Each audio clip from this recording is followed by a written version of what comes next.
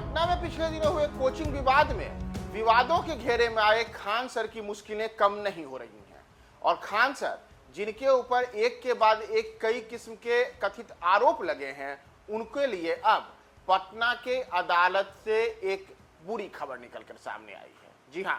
पटना की अदालत ने खान सर के लिए एक निराशाजनक खबर दी है। नमस्कार, मैं हूं प्रियदर्शन और आप देख रहे हैं न्यूज फॉर नेशन और हम बात कर रहे हैं खान सर कोचिंग विवाद की, जिसमें पिछले दिनों पटना में यह देखने को मिला था कि जब बिहार पुलिस के दारोगा से जुड़ी हुई परीक्षा का रिजल्ट आया था तो उसके बाद खान सर के खान ग्लोबल स्टडीज और रोशन आनंद के ज्ञान बिंदु जीएस एकेडमी के बीच में तकरार हुई थी। दोनों ओर से पत्थरबाजी और कई किस्म की बातें निकलकर सामने आई थी और यहां तक कि गोलियां चलने की भी बात सामने आई थी। इसके बाद रोशन आनंद को गिरफ्तार कर लिया गया था, लेकिन बाद में यह भी वीडियो में सामने आया था कि गोली तो खान सर के सुरक्षा गार्डों ने चलाई थी और जिसके बाद उनके 2 गार्डों को गिरफ्तार कर लिया गया था। तो अब उन्हीं दोनों गार्ड को लेकर के आज पटना के सिविल कोर्ट में उनकी जमानत याचिका पर सुनवाई थी और इस जमानत याचिका पर सुनवाई को लेकर के सबकी नजर थी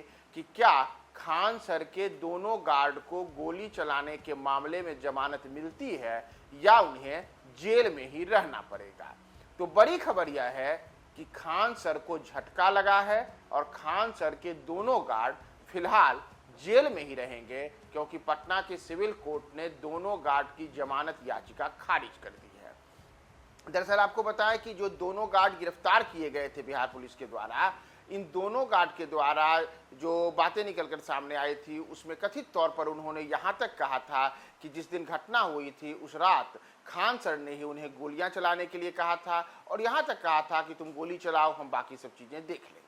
इन तमाम चीजों के बीच खान सर का भी यह बयान और उनकी ओर से ये टिप्पणी आई थी कि सुरक्षा बल हम रखते किस लिए हैं, इसलिए ही रखते हैं ना कि अगर हमारे जान माल पर कोई नुकसान आए तो सुरक्षा गार्ड हमारी सुरक्षा करेंगे। क्योंकि उस दिन यानी कि जिस दिन की ये घटना है और पत्थरबाजी, रोड़ेबाजी, हंगामा, गोलीबारी वाली बात हुई थी, तो खान सर ने कहा था कि उस दिन हमारे कोचिंग सेंटर पर हमला किया जा रहा था और इसीलिए सुरक्षा में तैनात हमारे गार्डों ने गोली चलाई, तो इसमें गलत क्या है। हमने लाइसेंसी हथियार ले रखा है और ये तमाम चीजें अपनी सुरक्षा के लिए ही की गई हैं, तो इसमें कहीं से कोई गलत नहीं है। लेकिन अब ये तमाम चीज़ों के बीच पटना पुलिस ने इस पूरे मामले में, जो काफ़ी विवादित मामला रहा है, तो उसमें खान सर के दोनों गार्डों को गिरफ्तार किया गया था और उनकी गिरफ्तारी रोशन आनंद की गिरफ्तारी के बाद हुई थी, क्योंकि पहले खान सर के द्वारा यह आरोप लगाया गया था कि रोशन आनंद, जो कि जीएस ज्ञान बिंदु कोचिंग के संचालक हैं, उनके द्वारा खान सर के कोचिंग पर हमला किया गया था, गोलीबारी की गई थी।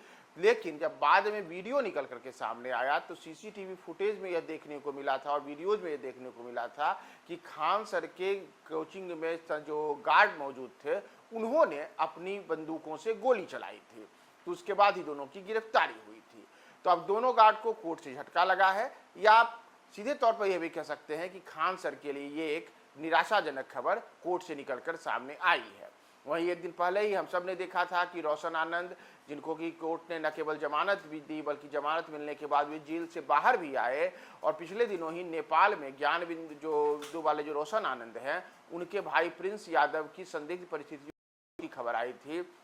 जिसके बाद उनके अंतिम दाह संस्कार में शामिल होने के लिए भी ज्ञान बिंदु वाले रोशन आनंद पटना से सहरसा गए और इस दौरान उन्होंने मीडिया के सामने आकर के कथित तौर पे ये आरोप लगाया था कि खान सर ही उनकी भाई की हत्या के पीछे हैं। जी हाँ, ये ज्ञान बिंदु वाले रोशन आनंद ने कहा था कि उनके भाई की हत्या की गई है और इसमें खान सर की संलिप्तता की उन्होंने आशंका जाहिर की थी। तो जहां एक और खान सर पर गंभीर आरोप रोशन आनंद ने लगाए हैं, वहीं दूसरी ओर अब खान सर के लिए मुश्किलों वाली खबर, उनके लिए निराशाजनक खबर, उनको झटका देने वाली खबर पटना के सिविल कोर्ट से निकलकर सामने आई है, जिसमें उनके दोनों गार्ड की जमानत याचिका खारिज कर दी गई है। तो लगातार बने रहिए न्यूज फॉर नेशन के साथ, हम आपको तमाम देश दुनिया के अपडेट्स बताते रहेंगे।